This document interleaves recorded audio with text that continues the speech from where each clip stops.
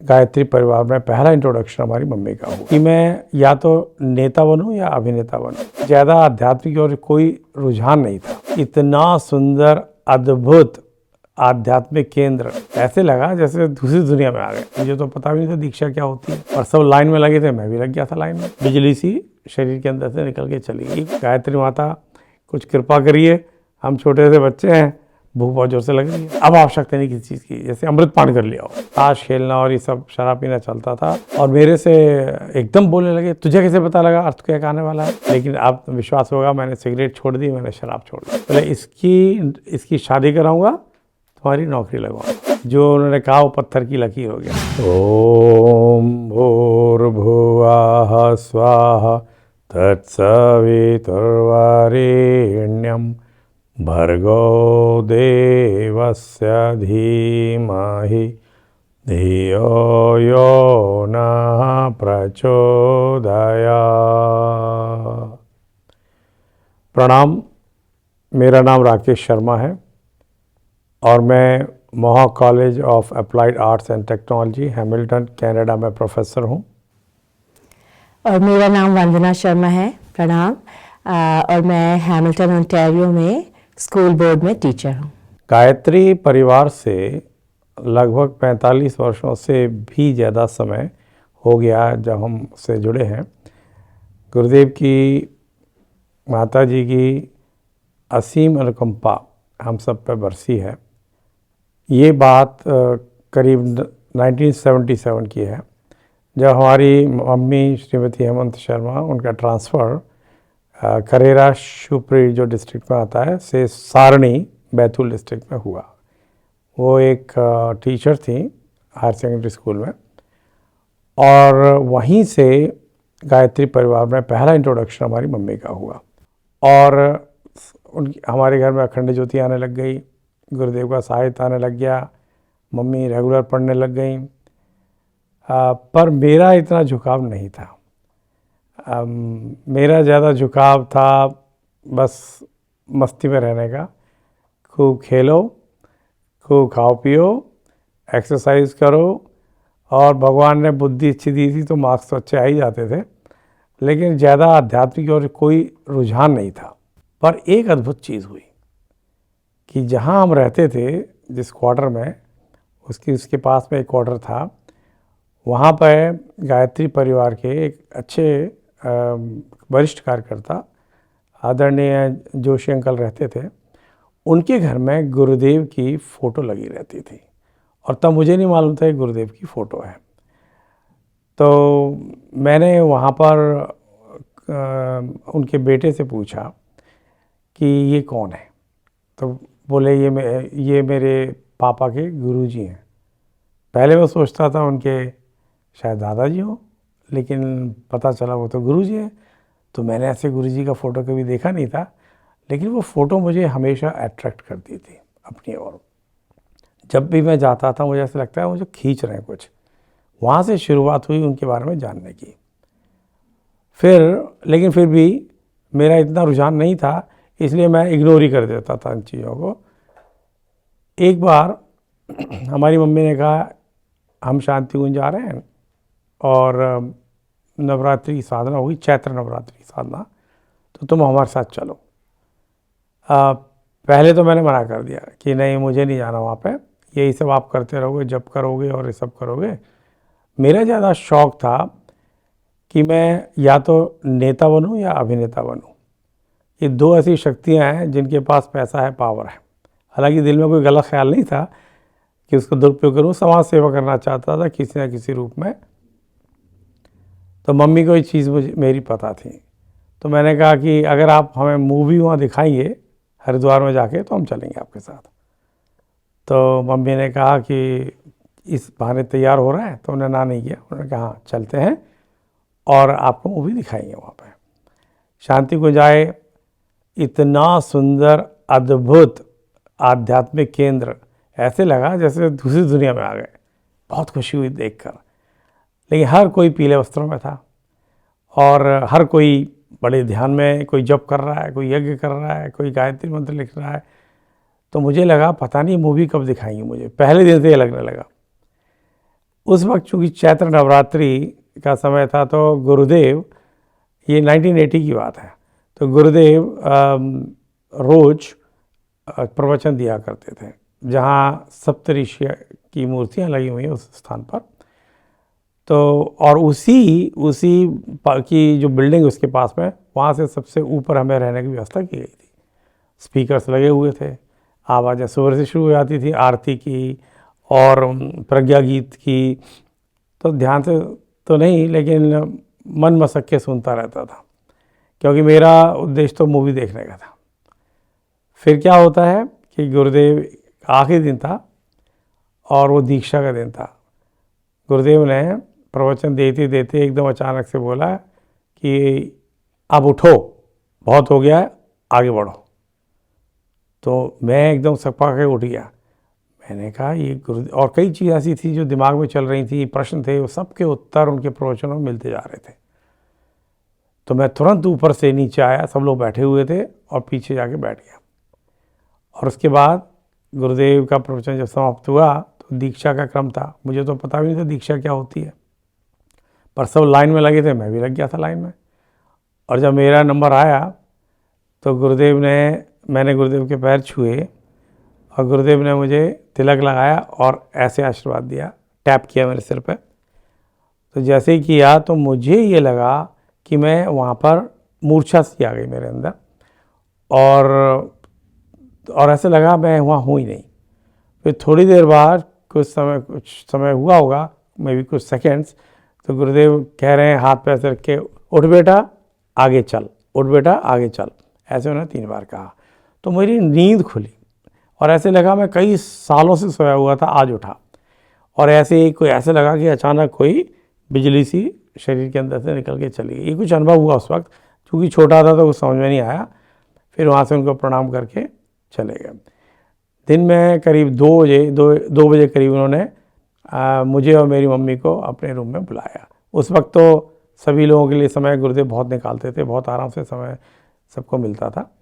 तो मुझे याद है करीब 20 मिनट तक मैं और मम्मी उनके कक्ष में थे, और गुरुदेव से खूब सारी बातें हो रही थी। अचानक बातों में गुरुदेव ने पूछा, ये क्या कर रहा है, अब क्या करेगा? तो मम्मी ने कहा कि युग निर्माण विद्यालय जो चलता है गायत्री तोपी मथुरा में, मेरी इच्छा है कि मैं इसको वहाँ पढ़ाऊँ। तो गुरुदेव ने तुरंत हामी भरी, सुंदर वातावरण है, ये बहुत कुछ सीखेगा, इसको ज़रूर वहाँ ले जाओ और ज़रूर पढ़ाओ। बस उतना क्या कहना था। ये मम्मी मुझे लेके उसी दिन हम लोग सब लोग जिस बस से आए थे और तपोवी मथुरा चले गए। मैं हैरान था कि मुझे मूवी देखने की जो ज़िद थी वो पता नहीं कहाँ तिरोहित हो गई, और मुझे लगता है नई मूवी देखने को मिली, जो आश्चर्यचकित हो गया इस चीज़ को देखकर। खैर बोला कुछ नहीं, चुपचाप मम्मी को फॉलो करता रहा। वहाँ पर गायत्री तपोवी मथुरा में 1 साल का प्रशिक्षण होता है, और वहाँ पर अध्यात्म के साथ साथ स्वावलंबन की बहुत सारी विधि सिखाई जाती है, जिसमें हमने प्रिंटिंग प्रेस का काम भी सीखा, रेडियो ट्रांजिस्टर का काम सीखा, लघु उद्योग का काम भी सीखा, कर्मकांड, प्रवचन, संगीत सब सीखा। ये सारी चीज़ें 1 साल में बहुत सुंदर से वहाँ हमें प्रशिक्षण मिला। जब मैंने देखा कि ये इतनी सारी चीज़ें और एक से एक बढ़िया चीज़ें हैं, इनमें निश्चित रूप से कितनी मेहनत लगी होगी इसको करिकुलम को बनाने के लिए। और मैंने ये पाया कि ये जो प्रशिक्षण है वास्तव में सबको मिलना चाहिए, इससे लक्ष्य निर्धारित हो सकता है। और मैंने भी वहाँ संकल्प लिया कि अब मैं जीवन पर्यंत केवल और केवल गुरुदेव का काम करूँगा, क्योंकि मुझे समझ में आ गया छोटी सी उम्र में कि गुरुदेव हैं कौन और क्या चाहते हैं। और उसके बाद जैसे ही प्रशिक्षण समाप्त होता है, फिर मैंने सोच लिया कि अब मुझे लोक कल्याण के लिए परिव्रज्या करनी है, और मैं होशंगाबाद में गायत्री शक्तिपीठ है वहाँ पर गया। हालांकि एक तरह से एडमिशन तो लिया यूनिवर्सिटी में, लेकिन पढ़ने नहीं गया, मेरा उद्देश्य नहीं था पढ़ने का, बस मात्र ये था कि अब मुझे केवल गुरुदेव का काम करना है। वहाँ 1 साल जम के काम किया, बहुत अनुभव हुए, बहुत सारे अनुभव हुए। एक छोटा सा अनुभव शेयर करता हूँ। मैं और एक और हमारे मित्र जो हमारे साथ रहते थे वहाँ पर, दिन भर अखंड ज्योति बांटना, गुरुदेव साहित्य बांटना साइकिल से किया करते थे, यज्ञ कराया करते थे घर घर जाके। तो जब मैं वापस आया एक दिन, बहुत गर्मी पड़ रही थी, इतनी गर्मी पड़ रही थी कि थक गए थे हम लोग साइकिल चला चला के। फिर घर पे आए, शक्तिपीठ पर आए, तो हमने देखा कि शक्तिपीठ में जो मेन 2 कमरे हुआ करते थे वो बंद थे, लॉक लगा हुआ था, और मंदिर की चाबी हमारे पास रहती थी। तो पहले, और हमारा सारा खाना उसी कमरों में था जो बंद थे, और भूख बहुत ज़ोर से लग रही थी। समझ में नहीं आया, हमने चलो मंदिर में कुछ होगा, तो हमने मंदिर में जाके देखा, उस दिन कुछ नहीं था। नहीं तो हमेशा कुछ ना फ्रूट्स मिल जाते हैं या कुछ ना कुछ व्यवस्था हो जाती है, कुछ नहीं था, और भूख बढ़ने लगी। मैंने तो प्रार्थना की, गायत्री माता कुछ कृपा करिए, हम छोटे से बच्चे हैं, भूख बहुत ज़ोर से लग रही है, बस अपनी मन की बात कह दी। और आप हैरान हो गए जान के, थोड़ी देर में ही, कुछ मिनटों बाद एक लेडी आई वहाँ पर, एक महिला आई, और उस महिला के हाथ में एक थाल था और वो कपड़े से ढका हुआ था। वो महिला राजस्थानी वेशभूषा में थी, हमने उनको पहले कभी देखा नहीं था, और आके बोलने लगी कि यहाँ पंडित जी कौन है, हमें प्रसाद चढ़ाना है। तो हमने कहा पंडित जी हम लोग ही हैं। तो बोले आप प्रसाद चढ़ा दो। हम अपनी भूख को तो भूल ही गए थे, और हमने वहाँ पर पर्दा लगा के और जो भी मंत्र होते हैं भगवान को अर्घ चढ़ाने का, प्रसाद चढ़ाने का, वो संपन्न किए, और आके उनको हमने थाली दे दी कि, और थोड़ा सा जो होता है, थोड़ा सा भगवान को भोग लगाने के लिए वो रख लिया। हमने कहा माता जी आपकी थाली ले जाइए। तो बोलती नहीं नहीं, ये तो तुम्हारे लिए है, तुम ही रखो। हमने कहा ये तो आपने दिया, अब हमने रख लिया जो भगवान को चढ़ाना। बोले नहीं नहीं, ये तुम्हारे लिए बेटा, तुम ही रखो। और उन्होंने हमें दे दी। उसके बाद वो चली गई, उसके बाद कभी दिखी नहीं, अब इतने महीने हो रहे हो, कभी नहीं दिखी। उस थाली में हम दोनों भाइयों ने खाना खाया, तरह तरह के व्यंजन थे, तरह तरह की सुंदर, जैसे राजस्थानी खाना होता वो था, और वो दोनों तृप्त हो गए। दोनों ने एक ही थाली में खाना खाया। अब ऐसे लगा कि हमें अब आवश्यकता नहीं किसी चीज़ की, जैसे अमृत पान कर लिया हो। वो अनुभव बड़ा अद्भुत था। उसके बाद 1 साल तक वहाँ रहे, बहुत कुछ सीखा। फिर हमारे मम्मी पापा को लगा कि बेटे को पढ़ना चाहिए। वो पहले भी समझाते रहे, पर मैंने कभी ध्यान नहीं दिया। मैंने सोच लिया मेरा लक्ष्य तो है नहीं पढ़ना। फिर वो गुरुदेव के पास आए। गुरुदेव ने फिर मुझे ला के समझाया कि बेटा पढ़ना बहुत ज़रूरी है। आज तुम बहुत छोटे हो, और ज़्यादा से ज़्यादा किसी को कन्विंस करोगे तो तुम्हारी एज के बच्चे ही कन्विंस हो पाएंगे, अगर तुम्हें आध्यात्मिक कार्य करना भी है तो। लेकिन बड़े लोगों को पढ़ाने के लिए, उनको समझाने के लिए उस स्तर पर पढ़ना पड़ता है। करोगे तो तुम मिशन का काम ज़रूर, पर पढ़ के करोगे तो और भी बढ़िया करोगे। ये चीज़ मेरे दिमाग में बैठ गई। फिर मैं कहा नहीं, बात तो सही है। फिर मैंने गुरुदेव की आज्ञा से पढ़ना शुरू किया, और वास्तव में उन्होंने ही पढ़ाया। उंगली पकड़ के कहाँ कहाँ बढ़िया से बड़े कॉलेजेस में मुझे एडमिशन मिलता चला गया, पढ़ता चला गया, अच्छी ग्रेड्स आते चले गए। SD कॉलेज अम्बाला कैंट में पढ़ा, कुरुक्षेत्र यूनिवर्सिटी में पढ़ा, REC कुरुक्षेत्र, तो अब शायद नेट कहलाती है, पहले रीजनल इंजीनियरिंग कॉलेज था, वहाँ पढ़ाई की। और वहाँ पे हमारे प्रोफेसर थे, प्रोफेसर बलभद्र कौशिक जी, उनके साथ, और एक SP शर्मा जी थे गायत्री विभाग के, उनके साथ मिलकर हम कुरुक्षेत्र में काम किया करते थे। तब कुरुक्षेत्र में गायत्री विभाग का वास्तव में कोई एग्जिस्टेंस था नहीं, पर गुरुदेव की कृपा से वहाँ भी काम करने का मौका मिला। वहाँ से फिर मैं पिलानी गया अपने MTech का प्रोजेक्ट करने के लिए। तो पिलानी में भारत सरकार का एक संस्थान है, CEERI, central electronics engineering research institute. वहाँ पर जब मैं प्रोजेक्ट वर्क कर रहा था, तो वहाँ पे कुछ अपने वरिष्ठ कार्यकर्ता गायत्री परिवार के मिले, उनके साथ काम करने को बहुत मिला। जैसे प्रोफेसर RP खरे साहब थे, उनके साथ खूब काम किया। जब शांति कुंज से टोली आती थी, उनके साथ भी मौका मिला। राजा चंद्रवीर सिंह बिजोलिया जी थे, उनके साथ भी काम करने का मौका मिला। तो बहुत सीखने को मिला। वहाँ कुछ अद्भुत चीज़ें हुई, वो मैं ज़रूर शेयर करना चाहता हूँ कि गुरुदेव पल पल हमारी रक्षा कैसे करते हैं, गुरुदेव प्रोटेक्शन कैसे देते हैं। तो मैं बचपन में बहुत अनुष्ठान किया करता था। तो ये मेरी इच्छा हुई कि 1.25 लाख का अनुष्ठान करूं, कुछ समय निकल जाएगा पर करूं। मैं हॉस्टल में रहता था और मेरा जो रूममेट था वो आंध्रा से था, उसका नाम था शिवा। शिवा जो था वो एकदम विपरीत प्रवृत्ति का था। खूब शराब पीना, सिगरेट पीना और पॉप म्यूज़िक जम के सुनना। और मेरा अनुष्ठान सवेरे 3 बजे मैं उठता था और वो 3 बजे सोता था। रात भर वो अपने फ्रेंड्स को ले आता था मेरे रूम में और वहीं पर ताश खेलना और ये सब शराब पीना चलता था और मैं सोता था। सोता क्या था, शुरू में नींद नहीं आती थी। फिर मैंने मन को मना लिया कि नहीं, ये तो रोज़ का काम है, मुझे तो करना ही है ये अनुष्ठान। तो फिर मैं गुरुदेव का नाम लेके, गायत्री माता का नाम लेके सो जाता था और डिस्टर्बेंस तो होती थी, लेकिन 3 बजे उठ के जप करता था। ये कई दिन तक क्रम चला, 4-5 दिन, 6 दिन ऐसे चला। एक दिन क्या हुआ कि मुझे अचानक मेरी नींद खुली और कुछ अजीब सा कंपन हुआ और मैं उठ के चलने लगा बाहर की ओर। तो वो 4-5 फ्रेंड्स ताश खेल रहे थे, तो एकदम मेरे से पूछने लगे कहाँ जा रहे हो। मैंने कहा अर्थक्वेक आने वाला है, मुझे जाना है बाहर। तो ज़ोर से हंसने लग गए और मैं वहाँ से सीढ़ियों से उतर के बाहर रोड पे आ गया। जैसे मुझे कोई किसी ने पुश किया कि बाहर चले जाओ, और 5-6 मिनट के बीच में ही वहाँ अर्थक्वेक आ गया। जैसे ही अर्थक्वेक आया तो सब लोग बाहर आ गए। ये लोग भी दौड़ के आ गए, मेरे सारे फ्रेंड्स जो ताश वगैरह खेल रहे थे, और मेरे से एकदम बोलने लगे तुझे कैसे पता लगा अर्थक्वेक आने वाला है, बता। मैंने कहा मुझे नहीं मालूम, मुझे ऐसे किसी ने कहा कि अर्थक्वेक आने वाला है और बाहर निकलो, बस मुझे इतना लगा। और निश्चित रूप से मेरे गुरुदेव होंगे। तो ये सुन के वो सकपका गए, बोले नहीं तेरे को कुछ आता है, तेरे को कुछ टेक्निक आती है जो समझ लेता। मैं कहा मुझे कुछ नहीं आती। और जब थोड़ी देर बाद, कुछ सेकंड की था अर्थक्वेक, ज़्यादा कुछ बड़ा भी नहीं था, फिर हम लोग सब आ गए।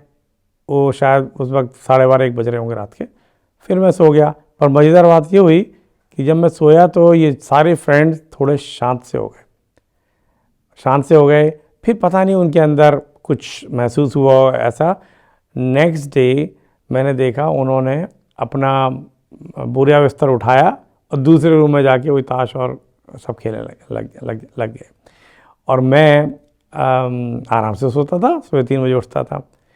ये तो एक छोटी सी घटना। उससे बड़ी घटना क्या हुई कि शिवा मुझे क्लोजली ऑब्जर्व करता था और एक दिन उस दिन मेरे पास आया और मेरे से बोला कि हम इतना डिस्टर्ब करते हैं तुमको और तुम कोई शिकायत नहीं करते हो, तुम पहले दिन बोल देते तो हम चले जाते। तो फिर मैंने उसका कहा नहीं, शिकायत क्या करना, तुम अपना काम कर रहे हो, मैं अपना काम कर रहा हूँ। पर हाँ, इतना तो ज़रूर है कि अगर तुम भी थोड़ा इस रास्ते पर चलने की कोशिश करो तो तुम्हारी ज़िंदगी शानदार हो जाएगी। और शायद वो लास्ट डेज थे, हम लोगों को हमारा प्रोजेक्ट ख़त्म हो गया था और हमें वापस जाना था। फिर फ्यूचर में उसने एक पत्र भी लिखा था अपना आंध्र में जाके, और उसने कितनी बार सॉरी लिखा था कि हमने आपको डिस्टर्ब किया, लेकिन आप विश्वास होगा मैंने सिगरेट छोड़ दी, मैंने शराब छोड़ दी। तो मुझे लगा कि गुरुदेव ने माध्यम मुझे ज़रूर बनाया, लेकिन एक व्यक्ति का जीवन बदला। पिलानी में एक और घटना घटित हुई। उसमें हमारा जो डिपार्टमेंट था वो पावर इलेक्ट्रॉनिक्स का डिपार्टमेंट था, और उसमें ही एक उस series central electronics engineering research institute, उसमें गायत्री परिवार के 2-3 बहुत अच्छे कार्यकर्ता थे। उसमें कौशिक जी भी हुआ करते थे, प्रेम नागपाल दीदी भी हुआ करती थी। तो एक दिन मेरे से दीदी आई और बोली कि चलो शांति कुंज चलेंगे, और गुरुदेव से बहुत समय हुआ हम मिले नहीं, उनका आशीर्वाद प्राप्त करने के लिए चलते हैं। तो हमने कहा ठीक है चलते हैं। तो गुरुदेव बाहर चारपाई पर लेटे हुए थे, हाथ पीछे करके आसमान की ओर देख रहे थे। हम लोग आए, प्रणाम किया, खूब खुश हुए गुरुदेव। सबसे पूछा क्या कर रहे हो, क्या प्लान है। तो दीदी बोले कि अपनी सारी उन्होंने बात बताई क्या उनका प्लान है। तो उन्होंने बोला मैं PhD करूँगी यहाँ पर। फिर गुरुदेव ने कहा नहीं, हम तुम्हारी शादी कराएंगे। फिर एकदम मेरे से पूछा तुम क्या कर रहे हो। मैंने बताया मैं MTech कर रहा हूँ, उसका डिसर्टेशन वर्क चल रहा है अभी मेरा, और अभी कुछ महीने में ख़त्म होगा। तो बोले ठीक है बस फाइनल। उन्होंने आसमान की ओर देखा और उंगलियों को ऐसे घुमाना शुरू किया। बोले इसकी शादी कराऊंगा, तुम्हारी नौकरी लगवाऊंगा, इसकी शादी करवाऊंगा, तुम्हारी नौकरी लगवाऊंगा, ऐसे 3 बार कहा। हम प्रणाम करके आ गए और जब पिलानी पहुँचे तो आप विश्वास नहीं मानेंगे, जिस दिन उनकी शादी तय हुई वो मेरे पास आई कहने की मेरी शादी तय हुई, तुमको शादी में शांति कुंज चलना है। उसी दिन शाम को मेरे को एक गवर्नमेंट ऑफ इंडिया का जो डिपार्टमेंट ऑफ इलेक्ट्रॉनिक्स है उसमें ज्वाइनिंग का लेटर मिला सेम डे। मैंने कहा गुरुदेव की अद्भुत लीला है, जो उन्होंने कहा वो पत्थर की लकीर हो गया। गायत्री सिद्ध थे तो वो अगर हंस के भी कुछ बोलते थे वो तो झूठ निकलता ही नहीं, हो ही नहीं सकता था झूठा। तो गुरुदेव की कृपा पग पग पर दिखती रही। बस उन्होंने एक मात्र हमें मंत्र दिया। गायत्री मंत्र तो सबके लिए आवश्यक था ही, पर उन्होंने अपनी ओर से एक मंत्र क्या दिया, तुम मेरा काम करो मैं तुम्हारा करूँगा। और हमने अभी तक जीवन में बस यही देखा है कि हमने जो चीज़ नहीं भी सोची गुरुदेव ने पहले सोची। हमने कभी नहीं सोचा कि हम अपने लिए बहुत कुछ कर ले जाएं, अपने परिवार के लिए बहुत कुछ कर ले जाएं। बस दिमाग में यही रहा कि ज़्यादा से ज़्यादा लोगों तक हम गुरुदेव का मैसेज कैसे पहुंचा दें। जब मुझे अपनी पहली जॉब का ज्वाइनिंग लेटर मिला तो मैं गुरुदेव के पास उनका आशीर्वाद लेने के लिए शांति कुंज आया। शाम के लगभग 7 बज रहे थे। यूजुअली गुरुदेव इतनी शाम को तो नहीं मिला करते थे, पर आदरणीय मिश्रा जी प्रतीक्षालय में बैठे हुए थे। इत्तेफाक की बात थी। तो मैंने उनको प्रणाम किया तो मैंने उनको बताया कि मेरी जॉब लग गई है और मैं गुरुदेव का आशीर्वाद लेने आया हूँ और कल सुबह ही मुझे जाना है। तो उन्होंने कहा 1 मिनट रुको। ऊपर गए, माता जी से शायद बात हुई तो आके नीचे बोले ऊपर बुला रहे हैं आपको। तो फिर मैं गया, पहले माता जी को प्रणाम किया, खूब खुश हुई माता जी, आशीर्वाद दिया। माता जी ने फिर लड्डू भी दिए मुझे जैसे यूजुअली देती थी और बोली जा गुरुदेव से मिल ले। फिर मैं ऊपर गया उनके कक्ष में, गुरुदेव बैठे, खूब खुश हुए और बोले अरे अभी तो मैं एंटर ही कर रहा था। तो बोले अरे तू इंजीनियर बन गया, अब देख मैं तेरे को क्या क्या बनाता हूँ, इधर बैठ, तेरे को इंजीनियर, उससे बड़ा इंजीनियर बनाऊंगा, तू देखते जा मैं तेरे को क्या क्या बनाता हूँ। और एकदम बोले तुझे क्या चाहिए।